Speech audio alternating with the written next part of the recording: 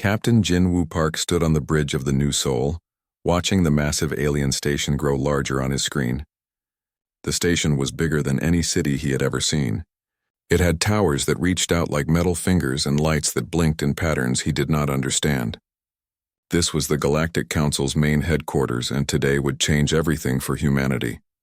"Send the message," Jin-Woo said to his communications officer.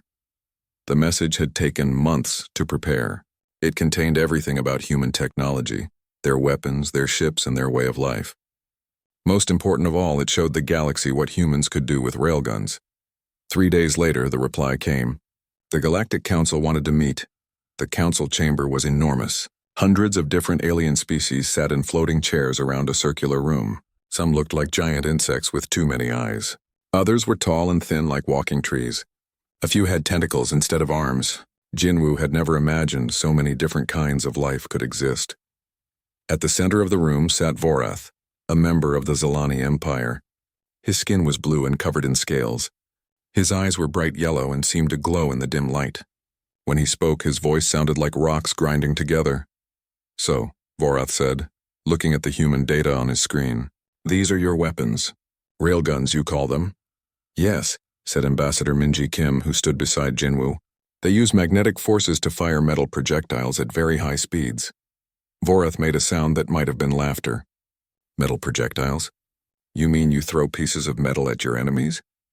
"The projectiles travel at significant speeds," Minji explained. "They can punch through most materials." "How primitive," said Admiral Kexis of the Thraxian fleet. Kexis had 4 arms and skin that looked like black stone.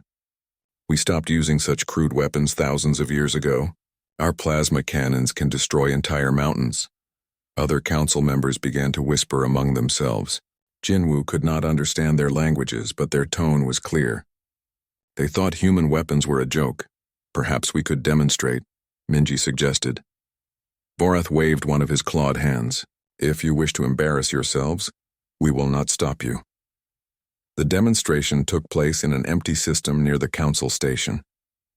The target was a large asteroid, about the size of a football field. Council ships surrounded the area at a safe distance to watch. Jin-Woo positioned the New Seoul at the proper range. His weapons officer, Lieutenant Daeho Shin, checked the railgun systems one more time. "Target locked," Daeho reported. "Fire," Jin-Woo ordered. The railgun made almost no sound when it fired. There was just a brief flash of blue light as the magnetic coils activated. The tungsten projectile shot out at 15 kilometers per second, invisible to the naked eye. The asteroid exploded in a shower of rock and dust. The explosion was not as bright or colorful as plasma weapons would make, but the asteroid was completely destroyed. On the council ships, the aliens watched their sensors. The explosion had been efficient and complete. "Adequate," Vorath said over the communication channel. "But watch this." A Zilani warship moved into position, its plasma cannon charged with a brilliant red glow that lit up the darkness of space. When it fired, the beam was like a streak of lightning. It hit another asteroid and turned the entire rock into glowing vapor that spread out in a beautiful cloud. "You see?" Vorath said. "Much more civilized. Much more advanced." Admiral Kexis spoke next. "Your weapons are like clubs compared to our swords. They serve their purpose, but they belong to a simpler time." Jin-Woo felt his jaw tighten, but Minji put a hand on his arm to keep him calm. "We understand your position," Minji said diplomatically. "We hope that our peoples can still find common ground." "Of course," Vorath replied, but his tone suggested he was already losing interest. The galaxy is large enough for all kinds of civilizations, even those still learning to use proper technology. Back in the council chamber, the aliens discussed where to place humanity in their galactic map. They did not spend much time on the decision. "The Outer Rim sectors," suggested Councillor Thane of the Corvani Republic. Thane looked like a tall, thin bird with purple feathers. "Sectors 847 through 851 are mostly empty space. They can settle there. Far from any important trade routes," added Admiral Kexis approvingly. "They will not interfere with civilized commerce." Vorath nodded. "Agreed. 5 sectors should be more than enough for their primitive fleet." The formal ceremony was brief. Minji signed the documents that gave humanity their small corner of the galaxy. The alien representatives treated it like a minor administrative task. something to be finished quickly so they could move on to more important matters. As they prepared to leave, Jinwoo overheard two alien officers talking. "Did you see their ship?" one asked the other. "It still uses chemical rockets for maneuvering, and their armor is just metal plates," the other replied. "No energy shielding at all." "I suppose they will learn eventually," the first one said. "Or they will stay in their little corner and bother no one." They both made sounds that Jinwoo assumed were laughter. On the trip back to human space, Minji sat in the captain's chair next to Jinwoo. The new soul was 3 days out from the council station. "They think we are children playing with toys," she said quietly. "Maybe that is better," Jinwoo replied. "Children are not seen as threats. Is that what we want? To be ignored." Jinwoo looked out at the stars streaming past the ship. "For now, yes. Let them think our railguns are primitive. Let them believe their plasma weapons make them superior. And later we will see who was right." Minji studied his face. "You think there will be a later?" "There is always a later, Ambassador. The galaxy is not as peaceful as these aliens pretend. When trouble comes, they will remember us. And if they do not," Jinwoo smiled grimly, "then we will remind them." The new soul continued toward human space carrying news of first contact. Behind them, the Galactic Council moved on to other business, already forgetting about the strange humans with their backward weapons. In the weeks that followed, human colonies began to spread through their assigned sectors. The 5 sectors were indeed mostly empty, but they contained useful resources and several habitable worlds. Humanity would make the best of what they had been given. Meanwhile, in the civilized parts of the galaxy, life continued as normal. The alien races traded with each other, competed for resources, and occasionally fought small wars using their advanced energy weapons. None of them paid much attention to the Outer Rim, where the primitive humans were building their new homes. It would be years before they realized their mistake. By then, it would be far too late to change their minds about human technology. The galaxy had made its choice to ignore the warnings, and now they would have to live with the consequences. The humans, for their part, were patient. They had time to prepare. 2 years had passed since humanity joined the Galactic Council. In that time, the humans had built cities on 12 different worlds and mining stations around 40 asteroids. They kept to themselves in their Outer Rim sectors, trading occasionally with passing merchants but mostly staying out of galactic politics. Admiral Hyunwoo Lee commanded the human fleet from his flagship, the Busan. The ship was larger than the New Soul but still looked primitive compared to alien vessels. Its hull was gray metal instead of the shining energy-infused materials that other races used. Its weapons were simple railgun turrets instead of glowing plasma arrays. Hyunwoo was reading intelligence reports when his communications officer interrupted him. "Sir, we are receiving a priority message from the Galactic Council. Put it through." The hologram that appeared showed Vorath, the same Zilani Council member who had dismissed human weapons 2 years ago. His scaled face looked troubled. "Admiral Lee," Vorath said, "the Council requests an immediate meeting. We have a situation." 3 hours later, Hyunwoo stood in the Council chamber again. This time the mood was very different. The alien representatives looked worried and spoke in hushed voices. Several seats were empty where Council members had been before. "The Vorthon hegemony has begun expanding," Vorath explained. "They have taken 3 systems in the past month." Hyunwoo had heard of the Vorthons. They were a militaristic race that controlled a small empire on the far side of the galaxy. Their leader was Warlord Zephys, who believed that strong races should rule over weak ones. "What makes this different from other border conflicts?" Hyunwoo asked. Admiral Kexis answered. His forearms gestured angrily as he spoke. "Their technology has improved. Their plasma weapons are more powerful than ours. Their energy shields are nearly impenetrable. We have sent 3 fleets against them," added Councillor Thane. All 3 were defeated. The Vorthons lost only a handful of ships. Hyunwoo studied the tactical displays that showed the recent battles. The Vorthon ships were indeed impressive. Their energy shields glowed bright blue and seemed to absorb plasma fire completely. When they attacked, their weapons tore through enemy shields like they were made of paper. "What do you want from humanity?" Hyunwoo asked. "Your assistance," Vorath said, though he did not sound happy about it. "We need every ship we can get." Hyunwoo was quiet for a moment. Then he said, "I need to consult with my advisors. May I bring someone to this meeting?" "If you must." Dr. Yoonji Choi arrived on the next transport from human space. She was humanity's leading expert on alien technology, and had spent the last 2 years studying everything the Council had shared with them. When she entered the Council chamber, the aliens stared at her with curiosity. Humans all looked similar to them. Yunji studied the battle recordings for an hour before speaking. The aliens waited impatiently as she made notes on her tablet. The Vorthan shields work by dispersing energy, she finally said. When a plasma bolt hits them, the energy is spread out and absorbed. It is very effective against energy weapons. We know that, Admiral Kexis said irritably. Tell us something useful. Energy shields cannot stop physical objects that are moving fast enough, Yunji continued calmly. The shields are designed to handle energy, not mass. War Master Thorak of the Delton Consortium laughed. He was a massive alien with gray skin and tusks like an elephant. You think your primitive railguns can succeed where our advanced weapons fail? Your metal slugs could not even scratch their armor. With respect, War Master, Yunji said, you are thinking about this wrong. Your plasma weapons create energy that the shields can absorb. Our railguns create kinetic energy that the shields cannot handle. She activated her tablet and projected a diagram into the air. It showed how energy shields worked compared to how kinetic weapons worked. A plasma bolt carries energy in electromagnetic form, she explained. Energy shields are specifically designed to absorb and disperse this kind of energy. But a railgun projectile carries energy in the form of mass and velocity. The shields have no way to absorb kinetic energy. Vorath studied the diagram with his glowing yellow eyes. Even if this is true, your weapons are too weak. Vorthan ships have thick armor under their shields. Our standard railguns fire tungsten projectiles at 15 kilometers per second, Hyunwoo said. At those speeds, kinetic energy becomes enormous.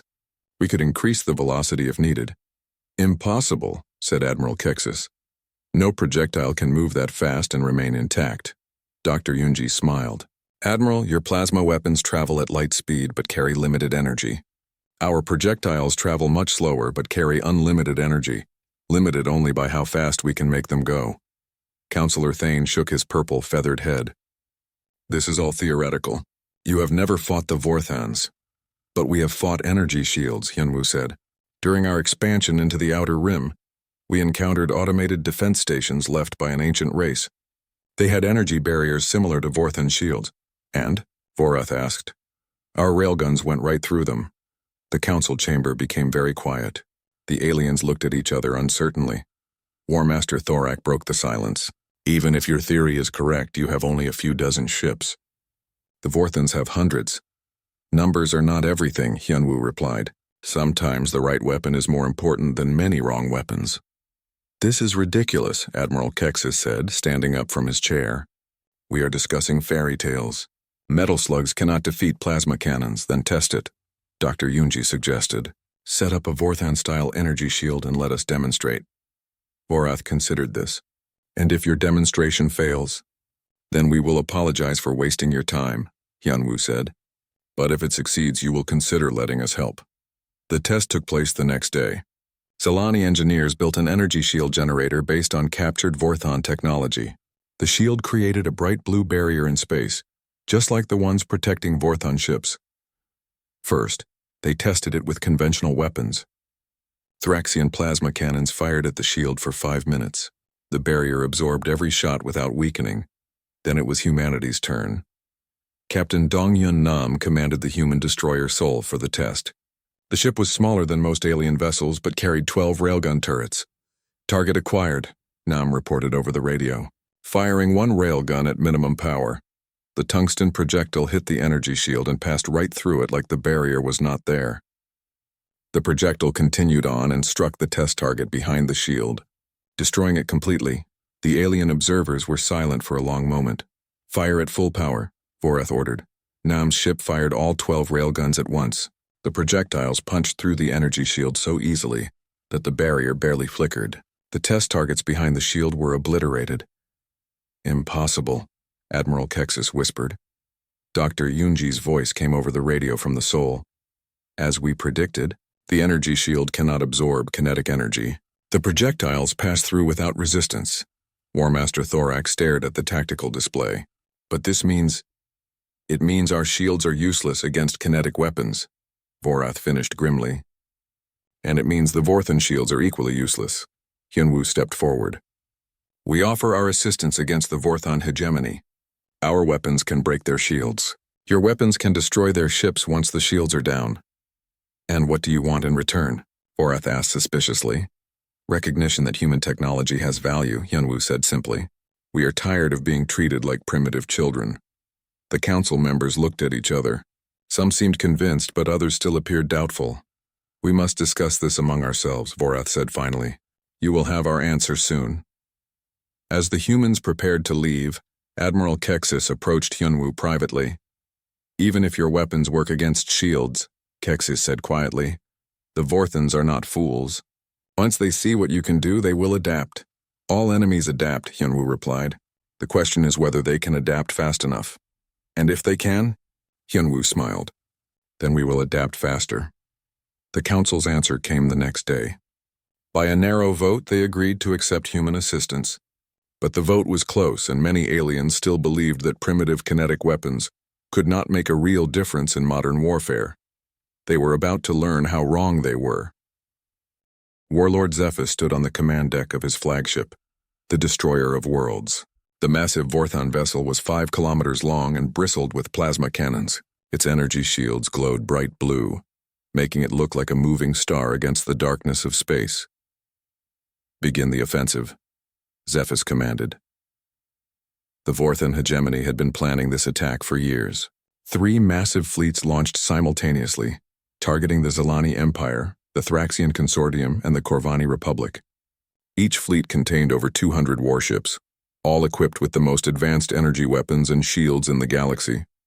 Zephyrus had studied every battle the Galactic Council had ever fought. Their tactics were predictable. They relied on energy shields for defense and plasma weapons for attack. It was a system that had worked for thousands of years, but it had a fatal weakness. Everyone used the same technology. The Vorthons had spent decades perfecting their energy systems. Their shields could absorb twice as much plasma fire as any other race. Their weapons could punch through enemy barriers that had seemed impenetrable. In a galaxy where everyone fought the same way, the Vorthons had simply become better at it. The first battle took place in the Altair system, where a Zelani defense fleet tried to stop the Vorthon advance. Admiral Nexar commanded 30 Zelani warships, each one a masterpiece of alien engineering. Their hulls gleamed with energy-infused metals, and their plasma arrays could destroy small moons. Open fire, Nexar ordered as the Vorthon fleet approached. The space between the 2 fleets lit up with plasma fire. Hundreds of energy beams crossed the void, creating a light show that could be seen from orbit around nearby planets. The Zelani weapons struck the Vorthon shields and were absorbed completely. The blue barriers around the enemy ships flickered but held firm. The Vorthons returned fire. Their plasma cannons were larger and more powerful than anything the Zelani had ever seen. When the red energy beams hit Zelani shields, they burned right through the barriers and struck the ships underneath. One by one, Zelani vessels exploded in brilliant flashes of light. Their energy cores overloaded, turning proud warships into expanding clouds of superheated gas. Within an hour, 27 Zelani ships had been destroyed. Only 3 managed to escape. Admiral Nexar watched his fleet die from the bridge of his flagship. His communications officer was sending desperate messages to the Zelani homeworld. Request immediate reinforcements, Nexar said. The enemy shields are too strong. Our weapons cannot penetrate them. Similar messages were being sent from battlefields across the galaxy. In the Proxima system, the Thraxian fleet was cut to pieces by Vorthon plasma fire. In the Vega sector, Corvani ships tried to retreat but were hunted down and destroyed. The Galactic Council's war strategy had always been simple. Meet the enemy with superior numbers and better technology. But the Vorthons had better technology too, and their tactics were designed specifically to counter traditional galactic warfare. On the Council homeworld of Centralis, emergency meetings were held around the clock. The massive council chamber was filled with panicked representatives from dozens of species. Many seats were empty where delegates had fled to defend their homeworlds. 17 systems have fallen in the past week, reported Intelligence Director Malik. He was a thin, pale alien with large black eyes. Vorthon forces are advancing on 3 fronts simultaneously. Vorath studied the tactical displays with growing horror. Red markers showed Vorthon-controlled territory expanding like a cancer across the galactic map. Blue markers showed Council forces retreating or destroyed. "What about our reinforcement fleets?" asked Councillor Thane. "The Fifth Fleet was destroyed at Kepler Station," Admiral Kexis replied.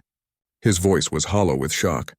"The Seventh Fleet lost 80% of its ships at Tau Ceti. The Ninth Fleet has been completely wiped out." War Master Thorax slammed his massive fist on the table. "How is this possible? We have the finest weapons in the galaxy." "So do they," Director Malik said quietly. "But theirs are better." The truth was becoming clear to everyone in the chamber. The Galactic Council had grown comfortable with their technological superiority. For thousands of years they had fought enemies who used inferior weapons and weaker shields. The Vorthons were the first opponent who could match them in energy-based warfare. Worse, the Vorthons were winning because they were better at the same game everyone else was playing. Far away in human space, General Taehyun-Oh received hourly reports about the Galactic War. His headquarters was on New Busan, one of humanity's largest colonies. The building was simple compared to alien architecture, made of steel and concrete instead of energy-infused crystals. "The Council fleets are getting slaughtered," reported Major Samin Han, his intelligence officer. She spread holographic battle recordings across the conference table. "Their energy weapons can't punch through Vorthon shields." General O studied the recordings with professional interest. The battles all followed the same pattern. Council ships fired plasma at Vorthon barriers. The barriers absorbed the energy. Then Vorthon ships returned fire and destroyed their attackers. "Classic technological stalemate," O observed. "Both sides use the same weapons, so victory goes to whoever has better versions of those weapons." "Should we offer assistance again?" Major Han asked. "No, they refused our help once. Let them see how bad things can get before they swallow their pride." O was a patient man. He had fought in 3 different wars before humanity reached the stars, and he understood how military thinking worked. The aliens would not accept human help until they were desperate enough to try anything. Meanwhile, Vorthon scouts had begun probing the outer rim sectors where humans lived.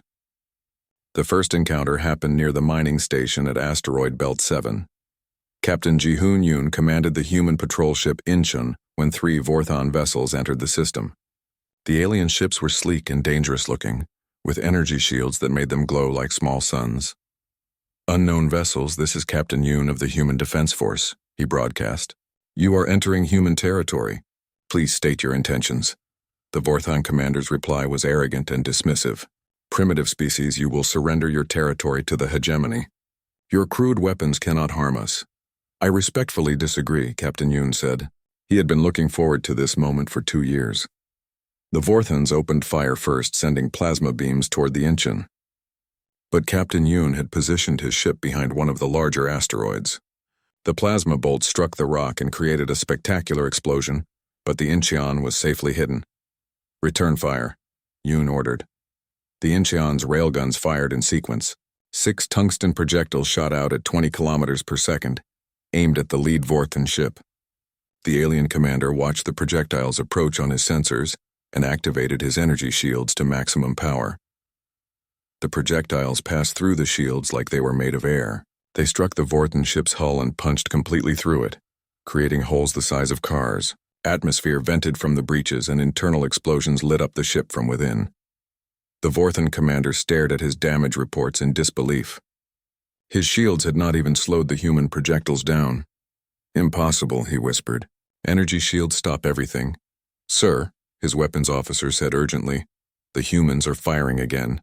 12 more railgun projectiles struck the damaged Vorthon ship.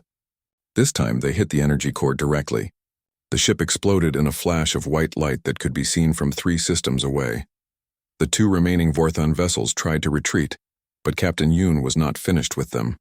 The Incheon's railguns tracked the fleeing ships and fired continuously. One ship lost its engines and began spinning out of control. The other made it to the edge of the system before its hull was breached in 17 places. Both ships were destroyed within minutes. Captain Yoon opened a channel to all human colonies in the sector. "This is Captain Yoon. 3 Vorthon ships have entered our territory and been neutralized. Be advised that our railguns are fully effective against their energy shields." The news spread quickly through human space.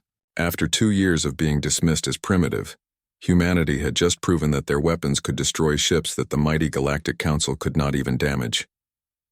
General O smiled when he heard the news. "Send a message to Admiral Lee," he ordered Major Han. "Tell him to prepare the fleet for full mobilization." "Are we going to war, sir?" "Not yet," O replied. "But when the Council finally asks for our help again, we will be ready to show them what human technology can really do." In the civilized sectors of the galaxy, the war continued to go badly for the Galactic Council. More fleets were destroyed, more systems fell to Vorthan control, and more species began to consider surrender. But in the Outer Rim, humanity was preparing for a very different kind of war, one where primitive weapons would prove superior to advanced technology, and where the galaxy's oldest solutions would solve its newest problems. High Counselor Viridian stood before the great window in her office, looking out at the city below. Centralis had been the capital of galactic civilization for over 3,000 years.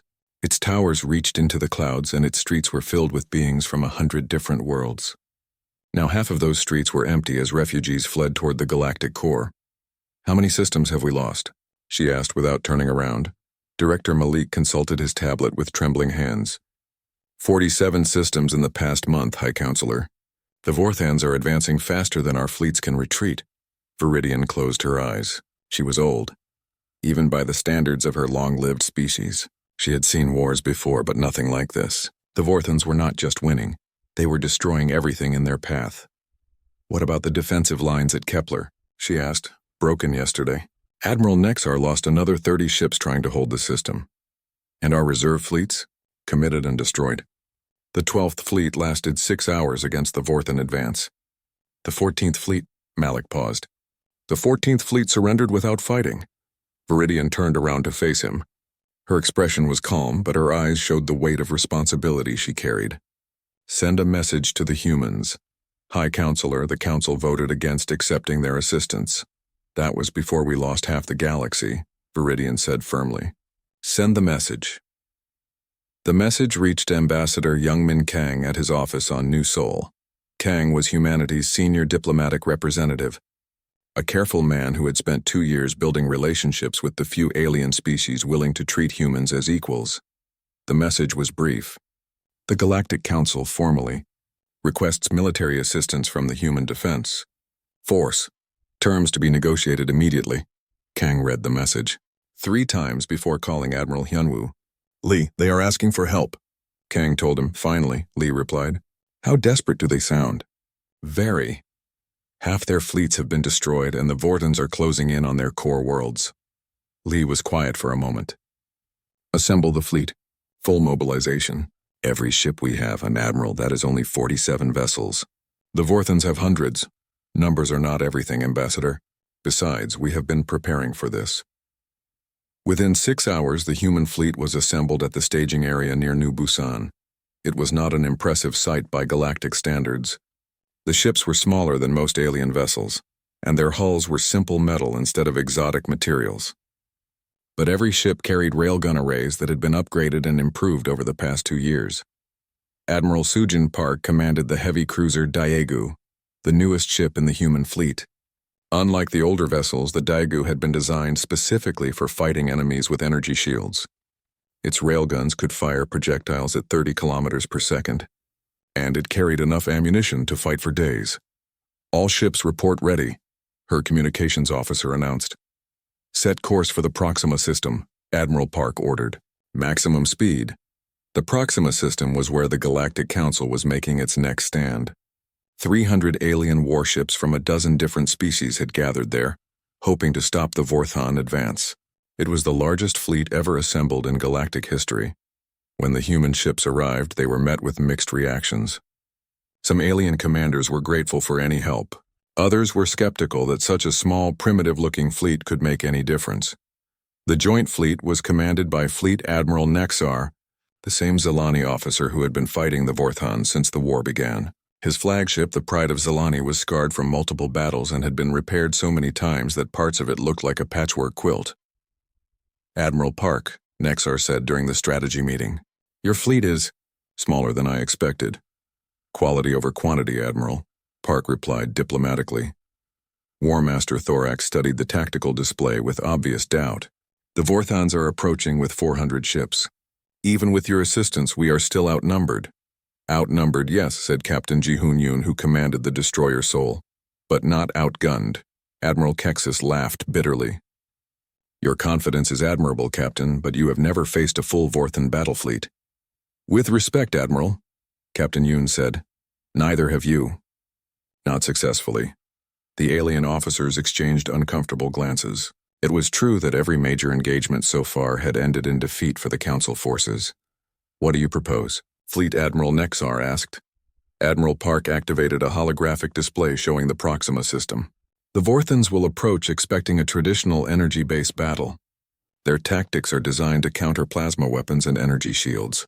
And your point is? Our point is that we do not use energy weapons, Captain Yoon said. We will attack from an unexpected angle while you engage them directly. A flanking maneuver? War Master Thorax shook his massive head. The Vorthons will detect your approach long before you reach firing range. Not if we approach from the outer system, Admiral Park explained. Human ships are smaller and produce less energy signature. We can get close without being detected. Fleet Admiral Nexar considered this. Even if you succeed in surprising them, your 47 ships cannot defeat 400. We do not need to defeat them all, Admiral Park said. We just need to break their formation and create confusion. Once their shields are down, your weapons can finish them. The battle began 12 hours later. The Vorthon fleet approached Proxima exactly as expected, in a massive wedge formation designed to concentrate their fire. Warlord Zephys commanded from his flagship at the center of the formation, confident that this would be another easy victory. The Council fleet moved to meet them, spreading out in a defensive line across the system. Plasma cannons charged and energy shields activated, creating a wall of light between the two forces. Primitive fools, Zephys muttered as he watched the alien ships prepare for battle. They never learn. What he did not see was the human fleet approaching from the outer edge of the system, hidden behind a cluster of asteroids. The human ships moved slowly and quietly, their engines running at minimum power to avoid detection. Admiral Park watched the tactical display from the bridge of the Daegu. The two main fleets were still hours away from engagement range, but she could already see plasma fire beginning to exchange between the longest-range weapons. Distance to target? She asked. 15 million kilometers and closing, her navigation officer reported. All ships prepare for attack run. Target their command vessels first. The human fleet accelerated suddenly, breaking cover from behind the asteroids. Their railguns began charging, creating brief flashes of blue light along their hulls. On the Vorthon flagship, War Commander Kylex noticed the new sensor contacts appearing on his display. Sir, we have new contacts approaching from bearing 270. He reported to Warlord Zephys. Zephys glanced at the display dismissively. Probably more Council ships trying to flank us. How many? 47 vessels, sir. Small size, low energy signature. Ignore them. Focus on the main fleet. It was a fatal mistake. The human ships continued their approach, invisible to Vorthon tactical thinking because they did not fit any known pattern. They were too small to be capital ships, too quiet to be fighters, and too few to be a serious threat. 5 minutes later, they opened fire. Captain Yoon's destroyer Seoul was the first to engage. Its railguns fired in rapid sequence, sending tungsten projectiles streaking across space at incredible speed. The projectiles covered the distance to the Vorthon fleet in less than 30 seconds. War Commander Kylex watched in disbelief as the projectiles passed straight through his ship's energy shields and punched holes in the hull. Emergency alarms began wailing as atmosphere vented from the breaches. What happened to our shields? He demanded.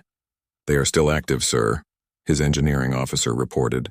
But the projectiles went right through them. That is impossible. More human ships opened fire. The entire outer edge of the Vorthon formation began taking damage as railgun projectiles tore through their ranks. Ships that had seemed invincible moments before were suddenly venting atmosphere and losing power. Warlord Zephys finally understood what was happening. Kinetic weapons, he said in shock. They are using kinetic weapons. Sir, 12 ships on our starboard flank have lost main power, War Commander Kylex reported. Hull breaches on 17 more vessels. Return fire. Destroy those primitive ships. But the human fleet was already moving, accelerating away from the Vorthon formation before the plasma cannons could target them effectively. Most of the return fire missed completely, and the few hits that connected struck human ships that had no energy shields to overload. The human vessels shrugged off plasma hits that would have crippled alien ships, their simple metal hulls absorbing and dispersing the energy through heat radiation. "This is impossible," Zephys repeated. "Primitive technology cannot defeat advanced weapons." But it was happening. The human fleet had punched a hole in the Vorthon formation, creating chaos and confusion throughout their ranks. Ships collided as formation discipline broke down. Command signals became confused as communication relays were damaged. Fleet Admiral Nexar saw his opportunity. "All ships advance. Target the damaged vessels." 6 months after the Battle of Proxima, Warlord Zephys stood in the war room of his fortress on the Vorthon homeworld. The massive chamber was filled with holographic displays showing the current state of the Galactic War. Red zones marked Vorthon-controlled territory. Blue zones showed areas still held by the Galactic Council, and small green dots indicated human-controlled space. The red zones were no longer expanding. "Report," Zephys commanded. General Vex, his chief military advisor, activated the main display. "Our forces have been forced to retreat from 7 systems in the past month. The humans continue to provide kinetic weapon support to Council fleets. What about our new armor plating?" "Effective against standard human railguns, sir. However, intelligence reports suggest they are developing more powerful versions." Zephys studied the tactical reports with growing frustration. Every time his forces adapted to human weapons, the humans adapted their weapons in return. It was an arms race that the Vorthons were slowly losing. "How many ships have we lost to kinetic weapons?" he asked. 143 vessels destroyed, 218 damaged beyond repair," General Vex replied. "The humans call their projectiles tungsten penetrators, and they are becoming more effective with each engagement." "And our spies in human space?" "All captured or killed, sir. Human security is surprisingly effective for such a primitive species." Zephys was beginning to realize that calling the humans primitive had been a mistake. Their technology was different, not inferior. While the galaxy had focused on perfecting energy-based weapons, humanity had perfected the art of kinetic warfare. Far away in human space, Admiral Minho Seo was preparing for the final assault. His flagship, the Sol Prime, was humanity's newest and most powerful vessel. Unlike earlier human ships, it had been designed from the ground up as a kinetic warfare platform. "Dr. Zhang's report is ready." "Sir," his aide announced. Dr. Ariam Yang was humanity's chief weapons designer, a brilliant scientist who had spent the last year developing new ways to accelerate projectiles. When she entered the Admiral's ready room, she carried a tablet containing specifications that would change the course of the war. "Admiral, we are ready to reveal our full capabilities," she said without preamble. "Explain." Dr. Zhang activated her tablet, projecting technical diagrams into the air. "For the past 2 years, we have only shown the aliens our most basic railgun technology. The weapons we have been using fire projectiles at 30 kilometers per second. And now, our new gravitational accelerators can achieve velocities approaching 10% of light speed. At those speeds, kinetic energy becomes considerable." Admiral Seo studied the numbers on the display. The energy figures were almost impossible to believe. These projectiles would have the destructive power of nuclear weapons. "More, sir. A tungsten rod moving at 10% of light speed carries more kinetic energy than the largest fusion bomb ever built, and it cannot be stopped by any known defensive system." "What about the Vorthon armor improvements?" Dr. Zhang smiled. "Sir, at relativistic speeds, armor becomes irrelevant. The projectile does not punch through the armor. It converts both the projectile and the target into plasma on impact." Admiral Seo was quiet for a long moment. "How many ships can we equip with these weapons?" 20 vessels are ready now. The rest of the fleet will be upgraded within the month." "And the Vorthons have no idea what we are preparing?" "No, sir. They believe they have adapted to our capabilities. They are about to learn otherwise." The final battle began at the Vorthon home system. Zephys had gathered every remaining ship in his empire for a last desperate defense. Over 600 vessels formed defensive rings around the Vorthon homeworld, their hulls covered with thick armor plating designed to stop kinetic projectiles. The Galactic Council approached with the largest fleet in their history. 800 ships from dozens of species, all equipped with the finest energy weapons technology could provide.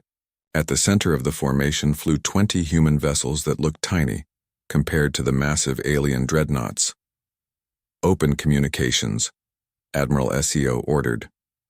Warlord Zephys appeared on the main screen, his face twisted with hatred and desperation. "Admiral CO, you have come to die at our homeworld." "Warlord Zephys," CO replied calmly. "I have come to end this war. Surrender now and your people will be treated fairly. Never. Our armor will stop your primitive weapons. Our new tactics will defeat your crude kinetic attacks." "Warlord, you do not understand what you are facing." "I understand perfectly," Zephys snarled. "You throw metal slugs at advanced starships. It is the tactic of savages." Admiral CO sighed. "You never learned the most important lesson about kinetic energy, Warlord. Which is, there is no upper limit to how much energy a projectile can carry. The human ships opened fire simultaneously, but these were not the simple railgun projectiles the Vorthons had learned to expect. These were gravitational accelerators, using artificial gravity fields to boost projectiles to previously impossible speeds. War Commander Kylex watched the incoming projectiles on his sensors and felt confused. "Sir, the projectiles are moving much faster than before." "How much faster?" "Approximately 30,000 kilometers per second, sir." Zephys stared at the number in disbelief. "That is impossible. Nothing can move that fast except energy beams. Sir, impact in 15 seconds. The first projectile struck a Vorthon dreadnought directly amidships. The tungsten rod, moving at 10% of light speed, carried more kinetic energy than a small star. When it hit the ship's armor plating, both the projectile and the target converted to plasma instantly. The explosion was visible from the surface of the Vorthon homeworld, a brief new sun that lit up the darkness of space. When the light faded, the dreadnought was completely gone, converted to expanding gas by the incredible energy release. "One ship destroyed," reported the Sol Prime's weapons officer matter-of-factly. "Admiral," CO watched as more projectiles found their targets. Each impact created another miniature star as kinetic energy converted matter directly to plasma. Ships that had seemed indestructible moments before simply ceased to exist. "All ships continue firing," SEO ordered. "Target the command vessels." Warlord Zephys watched his fleet disappear in flashes of impossible light. His scientists had told him that kinetic weapons had limitations, that armor could stop them, that energy weapons were superior in every way. They had been wrong about everything. "How?" he whispered. "How is this possible?" General Vex consulted his tactical displays with shaking hands. "Sir, the human projectiles are carrying energy levels equivalent to stellar phenomena. Our armor cannot stop them because nothing can stop them. Order the fleet to retreat. Sir, retreat is impossible. The human weapons have range and speed advantages. We cannot escape, it was true. The gravitational accelerators could fire across the entire star system, and their projectiles traveled so fast that evasion was impossible." Ship after ship disappeared in brief flares of nuclear fire as relativistic tungsten rods turned matter into energy. On the bridge of the Sol Prime, Dr. Zhang watched the battle with professional satisfaction. "The theory works perfectly in practice, Admiral. Kinetic energy scales with the square of velocity, double the speed, quadruple the energy. And at 10% of light speed, the energy becomes astronomical. Each projectile carries more destructive force than the entire Vorthon fleet combined." The battle lasted only 20 minutes. When it was over, the Vorthon home fleet had been completely destroyed. Over 600 ships reduced to expanding clouds of plasma by weapons the aliens had dismissed as primitive. Warlord Zephys found himself alone on his flagship's bridge, surrounded by emergency lights and the smell of burned electronics. His ship was one of the few still intact, spared only because Admiral SAO wanted someone to surrender to. "This is Admiral SEO of the Human Defense Force," came the voice over the radio. "Warlord Zephys, do you surrender?" Zephys looked out at the space where his mighty fleet had been. Now there was only empty void and scattered debris glowing with residual heat. "I surrender," he said quietly.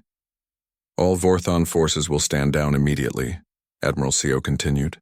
"Any ship that attempts to flee or resist will be destroyed." The war was over.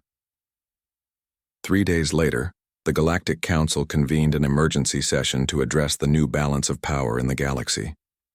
The council chamber was packed with representatives who had witnessed the destruction of the Vorthan fleet, either in person or through tactical recordings. High Counselor Viridian stood at the center podium, looking out at the assembled delegates. Many of them were staring at Admiral Seo, who sat in the section reserved for human representatives. "The war is ended," Viridian announced. "The Vorthan hegemony has surrendered unconditionally. Their territory will be redistributed among Council member species according to previous agreements." Murmurs of agreement came from around the chamber. However, Viridian continued, this victory was achieved primarily through the efforts of the Human Defense Force. Their technological contributions proved decisive in ending Vorthan expansion. Admiral Kexis stood up from his seat. "High Counselor, while we are grateful for human assistance, we must address the implications of their weapons technology." "Explain." "The humans possess